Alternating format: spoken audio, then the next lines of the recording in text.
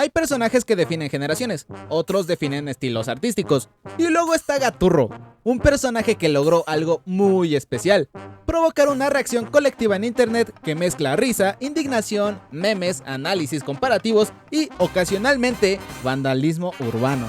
La historia de Gaturro incluye una serie de cosas un tanto interesantes: acusaciones de plagio, guerras culturales entre fans, memes virales, comparación eterna con Garfield y una estatua que constantemente es vandalizada.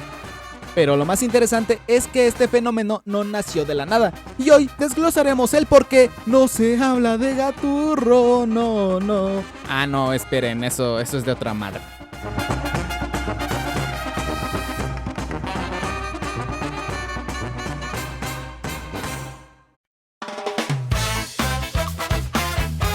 Durante gran parte del siglo XX, Argentina fue una potencia mundial en el mundo de la historieta. Mientras Estados Unidos dominaba con superhéroes y Europa con cómics de aventura, Argentina desarrolló algo muy particular: humor gráfico con crítica social profunda. La historieta argentina no era solamente entretenimiento infantil, era un espacio de comentario cultural, político y filosófico. Uno de los ejemplos más conocidos es Mafalda, creada por Quino en 1964. Mafalda no solo era una niña simpática, era una niña que cuestionaba un chingo de cosas.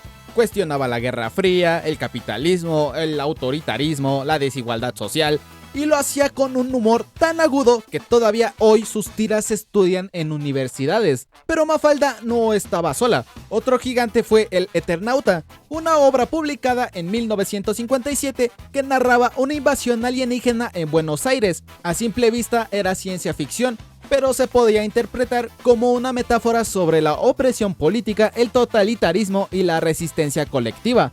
Luego estaba Inodoro Pereira, una historieta protagonizada por un gaucho filosófico que mezclaba el humor absurdo y una mirada muy aguda sobre la identidad argentina. También estaba Clemente, un personaje que se convirtió en un símbolo cultural durante el Mundial de Fútbol de 1978.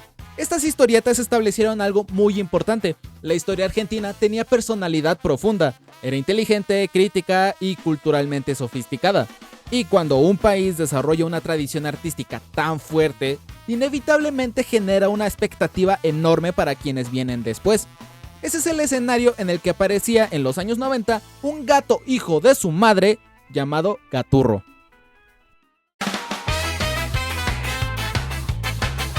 En 1993 aparece por primera vez Gaturro, creado por un dibujante argentino cuyo apodo es Nick, un man que publicaba tiras en el periódico La Nación, uno de los diarios más importantes de Argentina.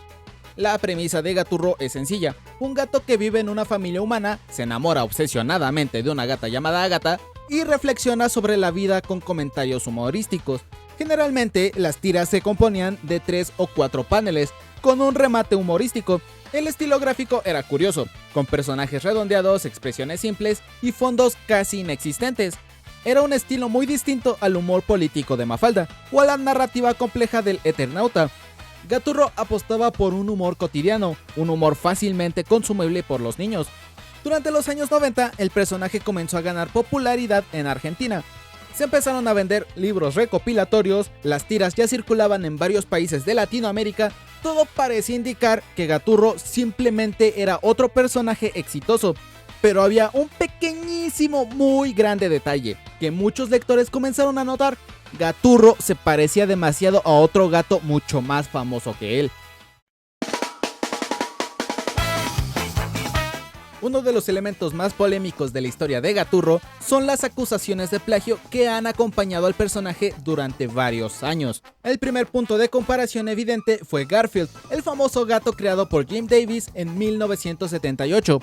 Ambas tiras compartían varias características superficiales: un gato naranja como protagonista, humor basado en la pereza o el sarcasmo, tiras de formato corto y chistes cotidianos, solo que uno es un gato cachetón y el otro es un gato panzón. Y sin embargo, la polémica no se limitó a Garfield. A lo largo de los años, usuarios de internet comenzaron a recopilar tiras de Gaturro que parecían extremadamente similares a chistes publicados anteriormente por otros autores. Entre los artistas cuyos trabajos fueron comparados con Gaturro se mencionan frecuentemente a Fontana Rosa, Bill Watterson, Jim Davis y Quino. Ah, no, perro, no te metas ni con Mafalda ni con Kino, desgraciado. Estas comparaciones comenzaron a circular en blogs, foros y redes sociales. Esto llevó a que algunos críticos y lectores acusaran a Nick de plagio sistemático. Nick, por su parte, siempre ha rechazado estas acusaciones, pues no le queda de otra. Pero el debate ya se había vuelto demasiado grande. Lo que comenzó como una discusión entre lectores se transformó en un fenómeno cultural, y el internet había descubierto una nueva actividad colectiva: comparar chistes de Gaturro con historietas de otros autores. La llegada de las redes sociales cambió completamente la percepción pública del personaje. Durante los años 2000 y 2010 comenzaron a circular memes, comparaciones y bromas constantes sobre Gaturro. El personaje empezó a convertirse en una especie de símbolo de varias cosas: plagio cultural, marketing infantil y humor simplificado. Muchos usuarios empezaron a referirse a Gaturro como el Garfield argentino pirata. Los memes eran constantes. Algunos editaban tiras de Mafalda acusando a Gaturro. Otros montaban juicios ficticios contra el personaje e incluso circulaban imágenes donde Garfield aparecía demandando a Gaturro por plagio. En ese momento ocurrió algo curioso. El personaje dejó de ser simplemente una historia infantil y se convirtió en un fenómeno cultural de internet. A pesar de las polémicas, Gaturro estaba en la boca de todos, y para bien o para mal, la industria lo convirtió en una franquicia extremadamente exitosa.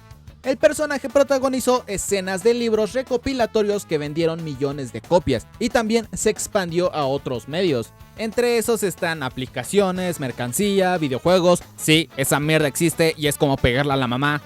Así de malo está. Les cuento. Mundo Gaturro es un mundo virtual para niños lanzado en el 2010. El juego permitía a los usuarios crear avatares, interactuar con otros jugadores y explorar un universo basado en los personajes de la historieta. Y durante años fue uno de los mundos virtuales infantiles más populares de Argentina. ¿Neta jugaban eso? Ese mismo año se estrenó Gaturro, la película. Una película animada producida en Argentina y, aunque tuvo un éxito comercial moderado, recibió críticas negativas por su historia y su animación. Es que sí está culera, la neta. Pero la franquicia seguía creciendo, y mientras los niños seguían consumiendo productos de Gaturro, internet seguía alimentando el mito del gato más odiado del momento. Desde la perspectiva cultural, el fenómeno Gaturro es fascinante.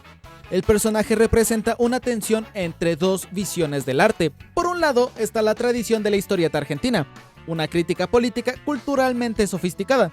Por el otro lado está el modelo de entretenimiento comercial infantil. Claramente Gaturro pertenece a la segunda categoría, ¿no? Pero apareció en un país donde la historieta tenía una reputación muy fuerte. Esto generó una reacción intensa en parte del público. Para algunos lectores, Gaturro es simplemente un personaje infantil inocente. Para otros, representa la banalización de una tradición artística. Esta división alimentó el debate durante años. En 2013, el personaje recibió una escultura en el Paseo de la Historieta de Buenos Aires. Este paseo es una iniciativa cultural que celebra a los personajes clásicos del cómic argentino. Entre los personajes homenajeados se encuentran Mafalda, Clemente, Isidoro Cañones, Inodoro Pereira y otros tantos. La inclusión de Gaturro en este lugar generó controversia inmediata. Para muchos fans del cómic argentino, colocar a Gaturro junto a figuras históricas del medio era una especie de sacrilegio cultural. La reacción fue inmediata. La estatua comenzó a ser vandalizada repetidamente. Le hacían de todo. Le hacían grafitis, le dibujaban a sus contrapartes Pijurro y Teturro, le dibujaban símbolos fálicos, hasta dibujos de Mafalda. Llegaron a quemarla y a madreársela, weón. No, es que este güey lo aman un chingo, no mames. Cambiaron la estatua, pero cuando la volvieron a instalar, en menos de unas cuantas horas la volvieron a vandalizar. Supuestamente tenía un sistema antivandalismo, que solo eran unas cuantas vallas, y la estatua la siguieron vandalizando. Ah, pero a las vallas no les hicieron nada. Bien ahí, ¿eh?